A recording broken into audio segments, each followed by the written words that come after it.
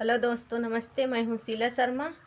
आज एक नाच का गीत आप लोगों को सुनाने जा रही हूँ दोस्तों। आप लोग उसे फुल आवाज़ करके दोस्तों सुनना। आप सबको पसंद आए तो लाइक, शेयर, सब्सक्राइब, कमेंट ज़रूर करना दोस्तों। छोटा अनार बड़ा दाना, बलम सुगे ना बन के आना।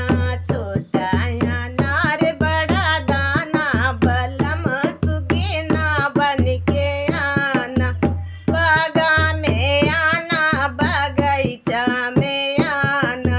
बागा में आना, बगीचा में आना। बागा में आना, बगीचा में आना।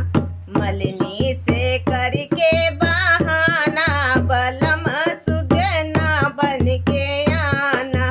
मलनी से करके बहाना, बलम सुगना बन के आना। छोटा अनार बड़ा दाना, बलम सुगना बन के आना। कुआना पे आना, जगतिया पे आना। कुआना पे आना, जगतिया पे आना।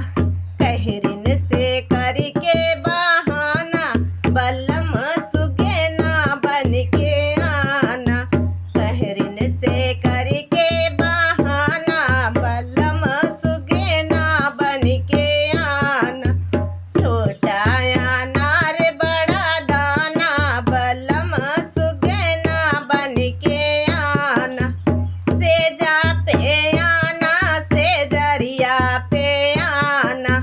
सेजा पे आना, सेजरिया पे आना।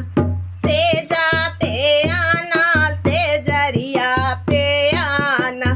सौतन से करके बहाना, बलम सुगना बन के आना।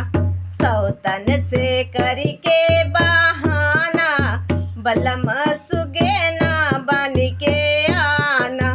छोटा अनार बड़ा दाना, बलम